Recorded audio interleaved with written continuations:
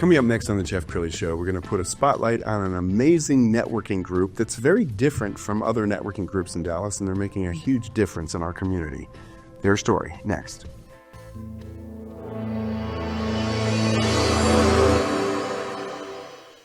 Many are predicting that the worst is yet to come, which is unfortunate, said one person here. Until now, they've enjoyed the reputation of being the nation's icebox. Watched a burglar in his home this morning by webcam. As a journalist of over 25 years, stories are what make my world turn. Reporting live from the Dallas newsroom tonight, Jeff Crilley, Fox 4 News. But in 2008, I took the jump from my familiar life and started a PR firm from my home. We're talking about anyone with a camcorder like the one I'm using becomes a television network. We started slowly growing the company, and we now have over 100 clients, and we've branched into the world of live digital broadcasting. I now own 8 different TV studios and have a huge team, and the stories that I now get to share are sometimes the most important of my life. Life has a funny way of coming around full circle. This is the Jeff Crilley Show. Well, I think Dallas-Fort Worth is the home of all networking groups, but and I've attended many of them, but so many of them will, be hot for a second, and then the next thing you know, they're out of business. And there's one group I want to put a spotlight on. I'm very fond of them. They've been around for 13 years. That's a long time to be a very successful networking group. And 2 of the driving forces behind it are in studio right now. Kevin Dahlberg, he's the founder, and Ashley Watt, she's on the board. Thanks for coming on the show. Thank you for having us. Okay, so the League of Extraordinary Gentlemen, but you're obviously a beautiful lady. So it's not exclusive to men. It's not exclusive to men, and the league, I think, started on Kevin's back porch, if I'm not mistaken, and gradually the women started to join, and so it's an all-inclusive, I would say, group. So I love it. Yeah. Kevin, take us back to the very early days. How did it start? And going back to this point, I think it's a very inclusive but very exclusive group. And so this, the League of Extraordinary Gentlemen started in my living room. There was 3 of us that got tired of the networking events in Dallas. So you have young guys and gals that show up with a stack of cards, pass them all out, and leave. And it really wasn't a pathway to decision makers or meaningful relationships with that particular company or whatever you're trying to do. And so we said, why don't we?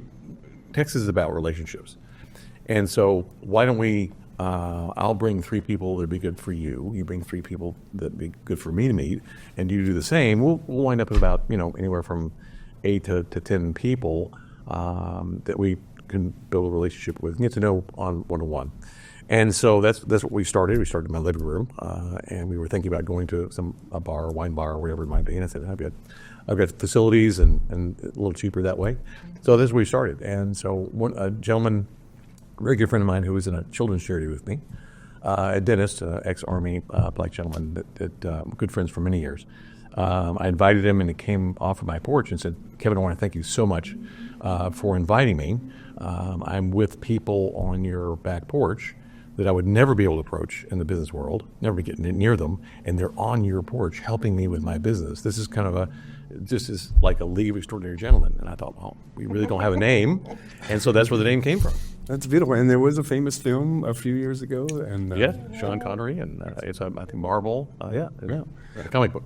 All right, so let's pull up the website, and as we scroll down the website, let's bring you back, Ashley. What is it about the League that lights your fire? What you remember coming to your first meeting? I do. Actually, it's a quite a intensive vetting process, and so I met with everybody on the board, not realizing that I was about to be on the board at the time.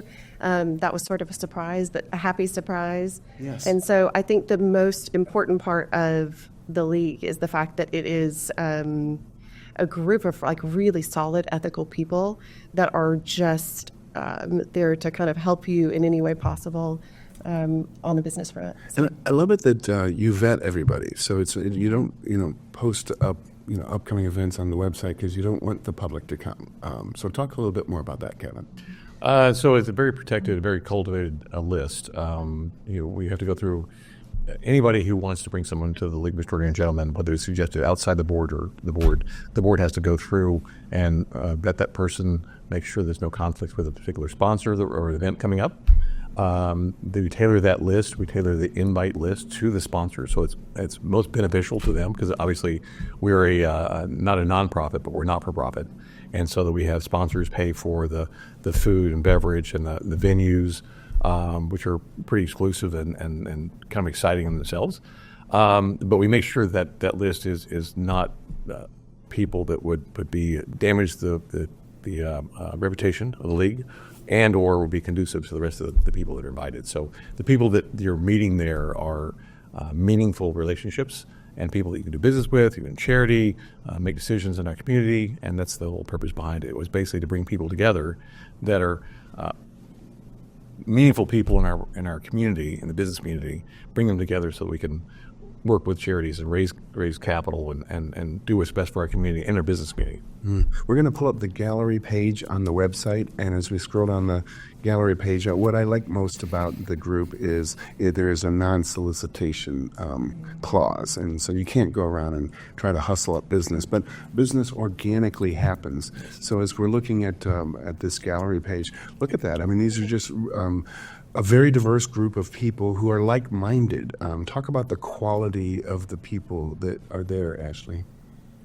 It's such a dynamic group of people, a lot of business owners, CFOs, private equity, high net worth individuals. But I think more importantly, I think it's the quality of the people that are there.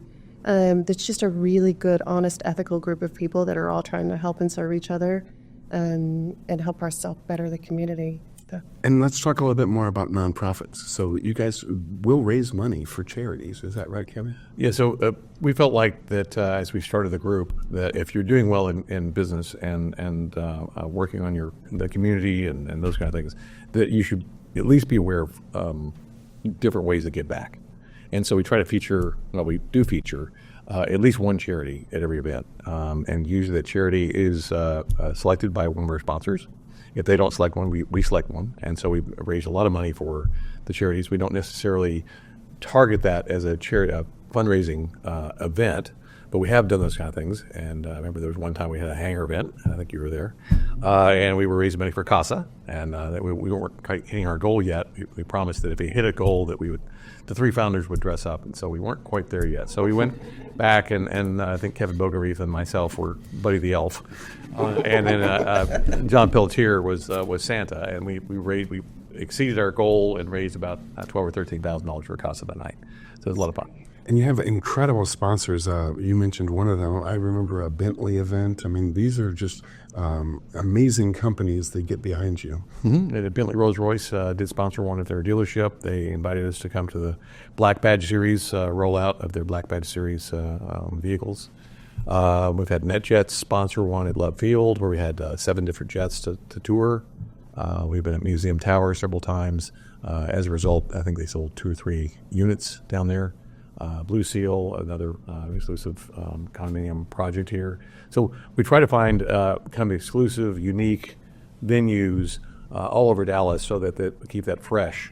Sure. And so that the people that come want to meet other people in the community or whatever and make those kind of relationships, but it's unique, things to see. And we've had Dallas Zoo. We had one at the Hippo Barn, raising awareness for the new Southern Gateway Park, which is a Clyde Warren Park over I-30, right in front of the zoo. And we've had venues all over town that's been a lot of fun. Okay, where do you see this going? I'm sure you've been asked the question, okay, when is it going to Houston? When is it going to Austin? Have you thought about that, Kevin?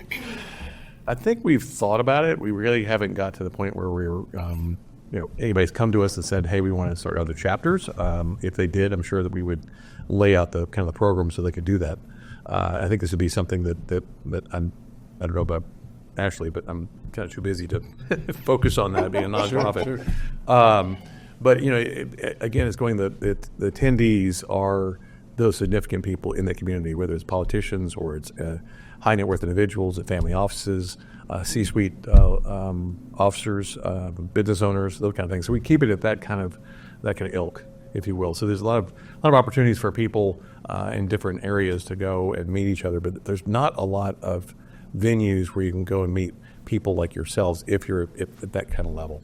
And meaningful connections happen. I know it probably goes way beyond just having a drink with somebody on a Friday night. Ashley, you want to speak to how friendships come from the league? I think the core of the group is really built on friendships in a lot of ways.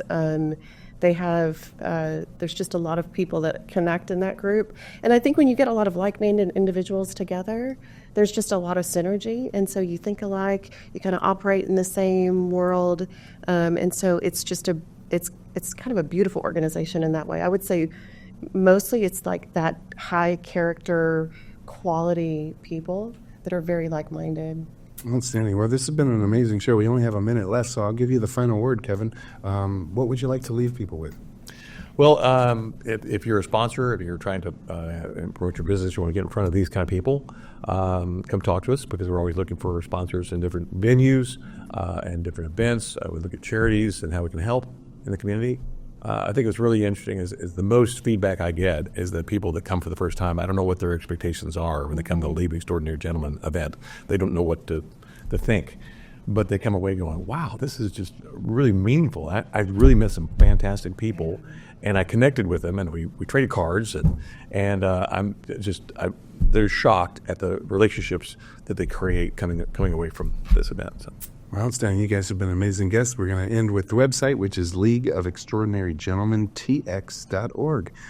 Kevin Dahlberg and Ashley Watt, thank you for coming on the show. Thank you. Thank you, Jeff. You bet. That's it for now. We'll see you next time.